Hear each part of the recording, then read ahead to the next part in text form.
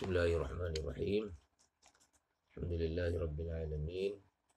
Wa sallallahu ala nabi Muhammadin wa ala alihi wa sahbihi wa man tabi'a hudahu wa ihtada bihadihi wa sanna bi sunnatihi ila yaumiddin.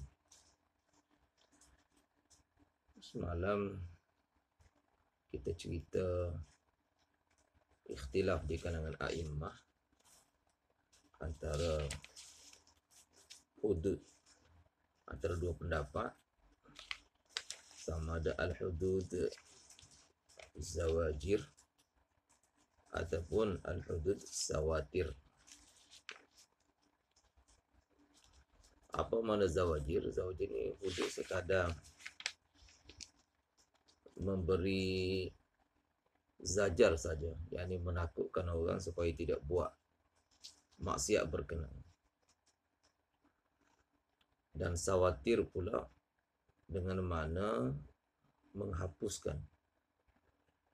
Sawatir ataupun kawafir samalah. Sawatir menutupi, menghapuskan. Kawafir pun sama, menjadi kafarah, menghapuskan dosa. Jadi ada dua pendapat.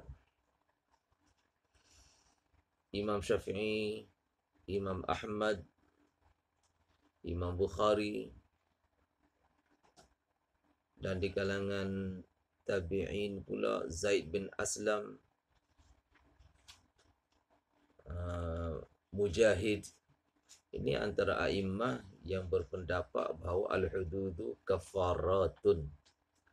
Al-hududu kafaratun ataupun kawafiru ataupun sawatiru, mana-manalah kan. Makna apa? Hudud adalah penghapus dosa, menghapuskan dosa. Imam Baghawi, Ibnu Taimiyah, Ibnu Hazm pula berpendapat bahawa al-hudud ini sekadar zawajir, tak menjadi sawatir. Zawajir mana mengherdik orang, menakutkan orang, memberhentikan orang daripada perlakuan maksiat, perlakuan zina, perlakuan membunuh, perlakuan mencuri dan sebagainya. Hudud ini menjadi zawajir, tidak menghapuskan dosa, sekadar menakutkan orang supaya tidak buat. Di kalangan a'immah Hanafiyah, pengarang kitab Hidayah. Hidayah ini kitab fiqh dalam mazhab Hanafi. Kalau dalam Syafi'i ini macam mahalli, ya. Macam kitab mahalli. Pengarang kitab Hidayah kata hudud ada dua faedah. Ada dua faedah. Satu, hudud sebagai zawajir. Sebagai zawajir. Dan yang kedua sebagai sawatir. Dan zajir ni adalah merupakan maksud utama. Maksud utama hudud untuk zajar orang. Li zajrin nasi anil ma'asi. Ini maksud utama. Peranan utama hudud adalah sebagai zawajir. Dan peranan sampingan hudud adalah sebagai kawafir. Sebagai apa? Menghapuskan dosa.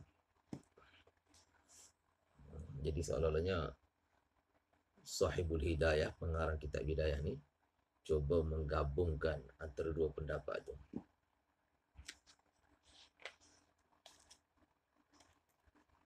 Pihak yang mengatakan al-hudud sawatir ataupun kawafir, menghapuskan dosa, dalilnya apa? Pertama dalil, faman lam yajid fasiyamu syahraini mutatabi'aini taubatan minallah. Allah Ta'ala cerita kafarah membunuh. Wa man yaqtul mu'mina muta'ammidan.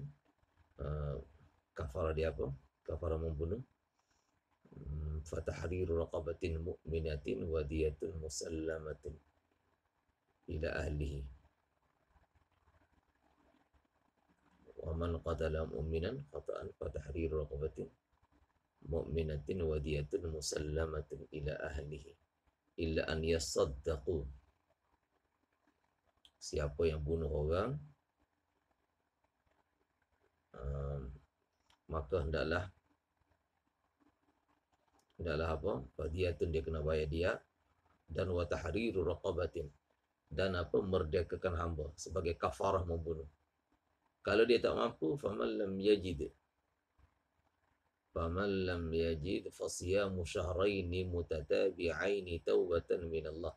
Tak mampu nak tahriru raqabah, hendaklah siyamu syahraini, puasa 2 bulan berturut-turut sebagai taubat daripada Allah, sebagai penyucian dosa.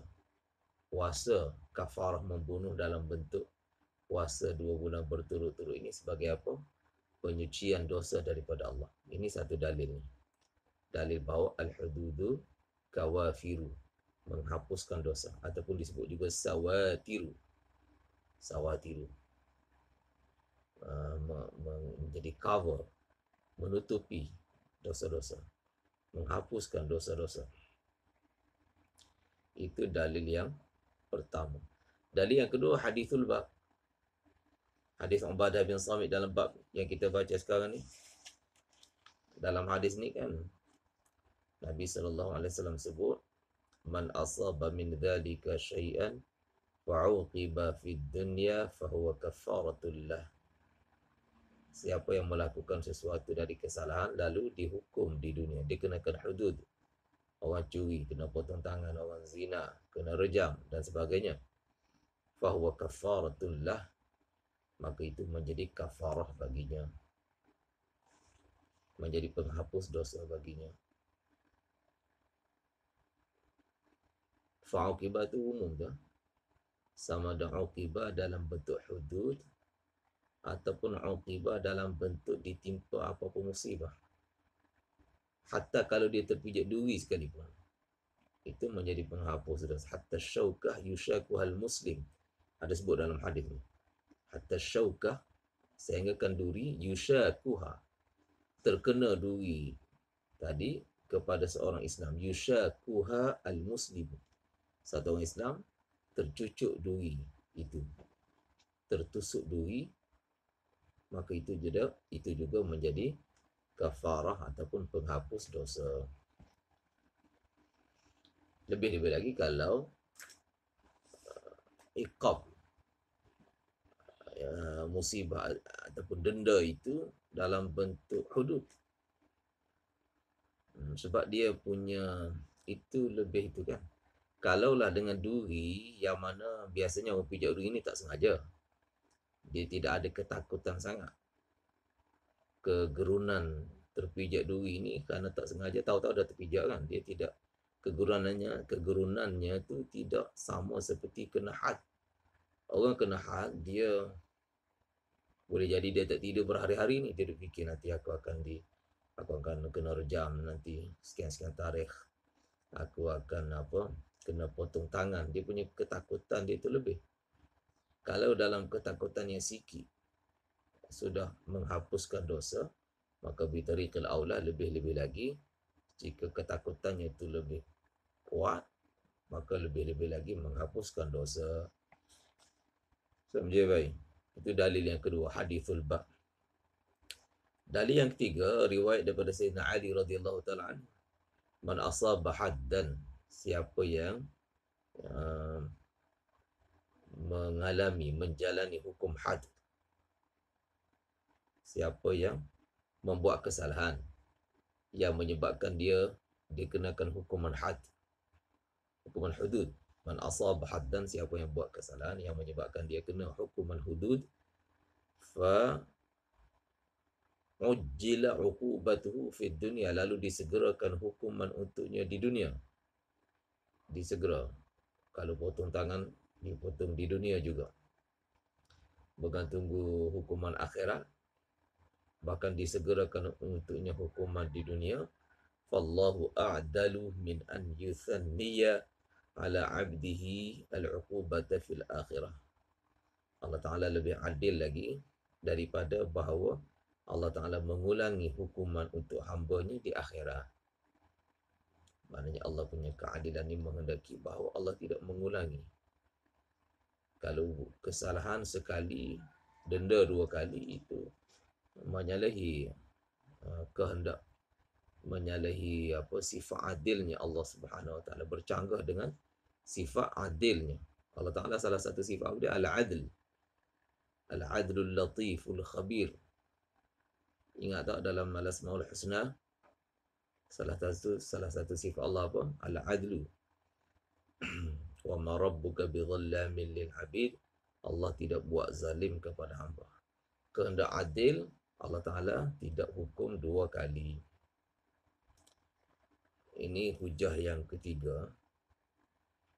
Riwayat ini ada dalam Sunan Tirmizi. Dalam Sunan Tirmizi, Babu ma ja'a la yazni zani wa huwa mu'min. Dalil yang keempat,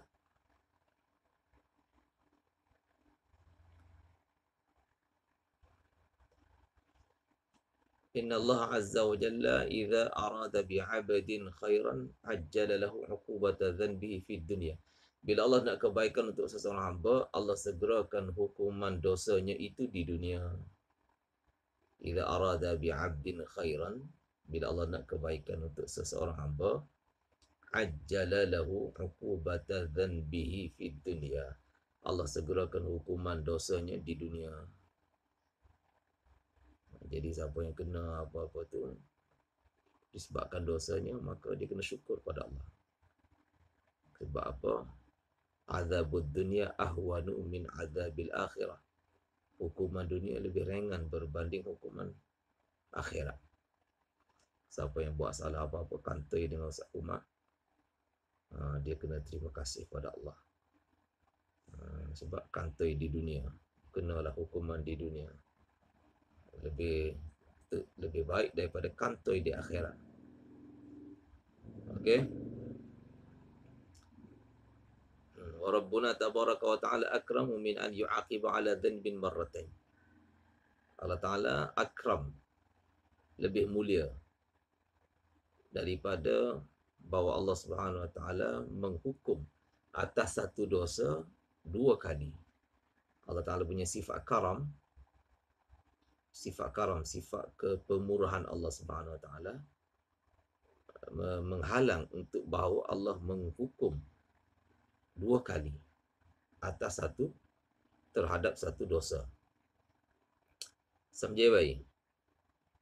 Itu dalil yang keberapa tu? Dalil yang keempat kan. Dalil ni anda boleh tengok dalam Majma'uz Zawaid.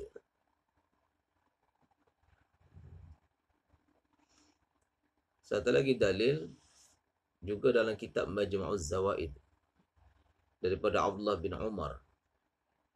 Nabi SAW bersabda, "Ma'uqiba rajulun ala dhanbin illa ja'alahu Allahu kaffaratan lima asaba min dhalika dhanb."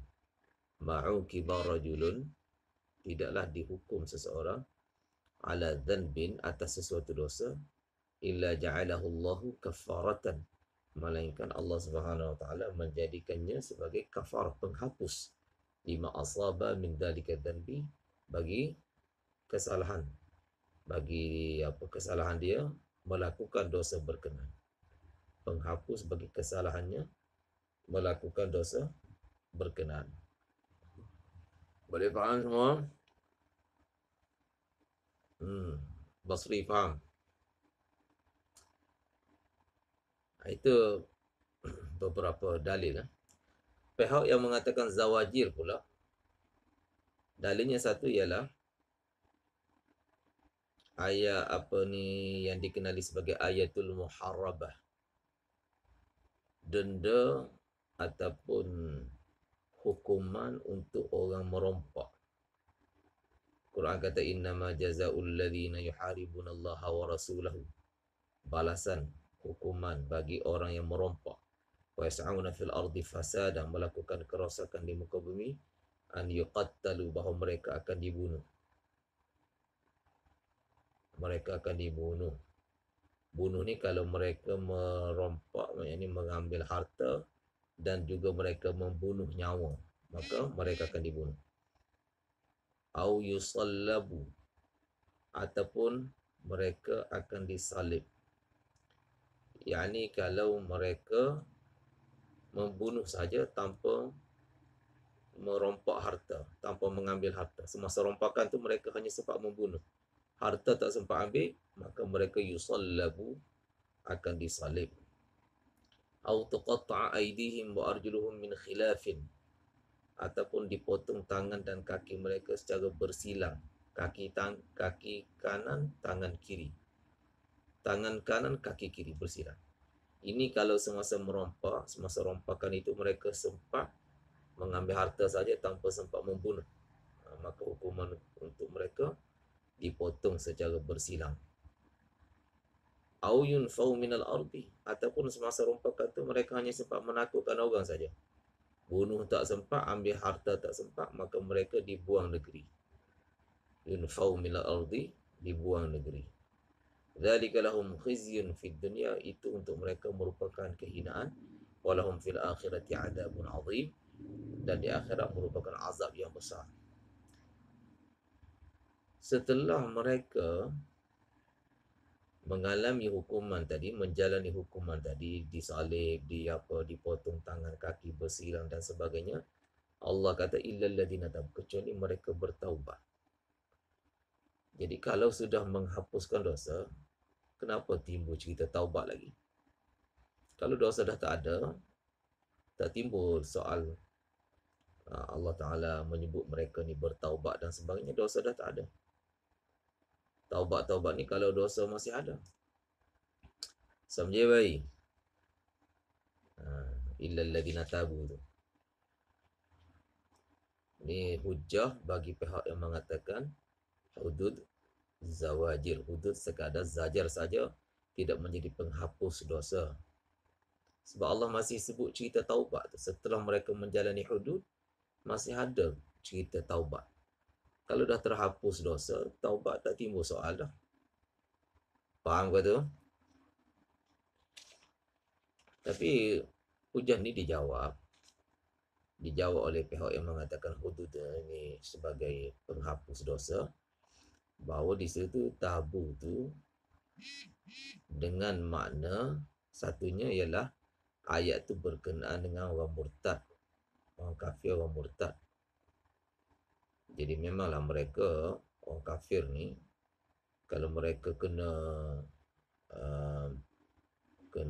salib ke, mereka kena potong tangan kaki secara bersilang ke, masih tidak ada taubat untuk mereka. Mana kalau mereka mati, tetap mati bersama dengan dosa, tidak terhapus sebab mereka kafir ataupun sebab mereka murtad. Mereka ni yang Quran kata ulaika habitat a'maluhum fid dunya wal akhirah, amalan mereka jadi sia-sia. Itu satu jawapannya. Boleh faham? Jadi taubat, kenapa masih ada cerita taubat? Sebab mereka ni orang kafir. Ayat tu khusus untuk orang kafir tu. Imam Bukhari sendiri ada buat bab ni dalam kitab, dalam kitabnya, dalam kitab Sahih Bukhari, Babul Muharibina min Ahlil Kufri wal Riddah. Dalam bab ini Imam Bukhari masukkan hadis berkenaan. Hadis yang inilah yang cerita tentang ayat tadi tu. Okey. Bab apa? Babul Muharibin, orang yang melakukan rompakan, min ahlil kufri, dari kalangan orang kafir, war riddah, dan kalangan orang murtad. Jadi maksudnya apa? Imam Bukhari nak beritahu bahawa ayat tu khusus untuk orang murtad dan orang kafir, bukan untuk orang mukmin.